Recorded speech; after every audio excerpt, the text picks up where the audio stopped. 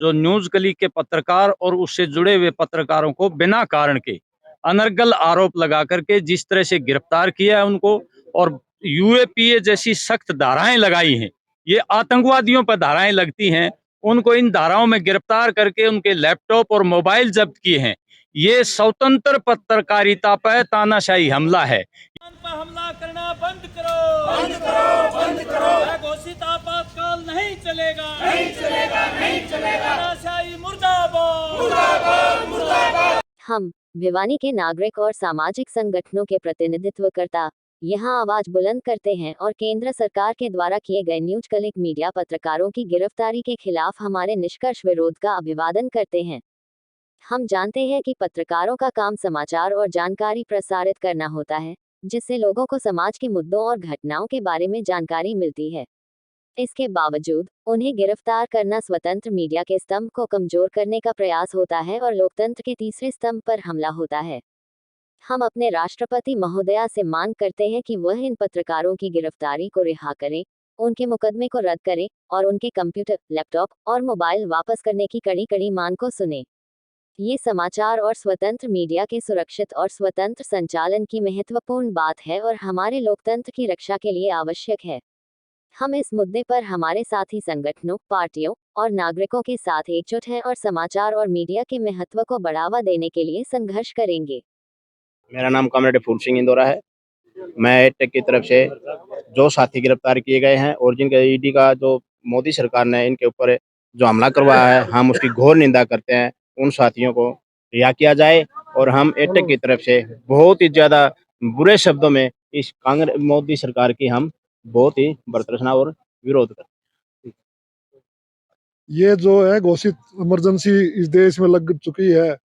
आज पहले किसानों पे हमला, फिर मजदूरों पे हमला, उसके बाद में लोकतंत्र का चौथा स्तंभ पत्रकार साथियों, चाहे प्रिंट मीडिया हो चाहे इलेक्ट्रॉनिक मीडिया हो, उसके ऊपर हमला किया है।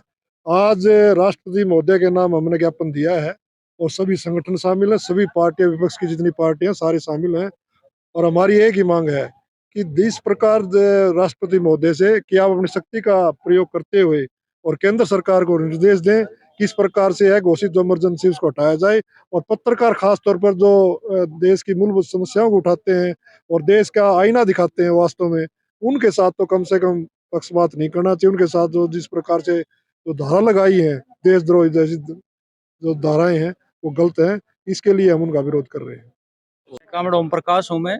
आज जन संगठन एवं प्रबुद्ध नागरिक मंच की तरफ से तमाम सामाजिक संगठन और हमारी विपक्षी पार्टियों के लोग यहाँ इकट्ठे हुए हैं और सब ने इस घटना की निंदा की है, जो न्यूज क्लिक के पत्रकार और उससे जुड़े हुए पत्रकारों को बिना कारण के अनर्गल आरोप लगा करके जिस तरह से गिरफ्तार किया है उनको, और यूएपीए जैसी सख्त धाराएं लगाई हैं। ये आतंकवादियों पर धाराएं लगती हैं, उनको इन धाराओं में गिरफ्तार करके उनके लैपटॉप और मोबाइल जब्त किए हैं। ये स्वतंत्र पत्रकारिता पर तानाशाही हमला है, ये संविधान और लोकतंत्र पर हमला है। जनता की मेहनतकश लोगों की, किसान, मजदूर, आम जनता की जो आवाज उठाने वाले पत्रकार हैं, जो गोदी मीडिया के जो कारनामे हैं उनको उजागर करते हैं, उन पत्रकारों को इस तरह से गिरफ्तार करना ये गैर संवैधानिक है और गैर कानूनी है। हम सरकार से मांग करते हैं राष्ट्रपति महोदय की तरफ से कि इनको तुरंत रिहा किया जाए और देश में स्वतंत्र पत्रकारिता जो लोकतंत्र का चौथा स्तंभ है, उस पर हमला अगर होगा तो लोकतंत्र नहीं बचेगा इस देश में।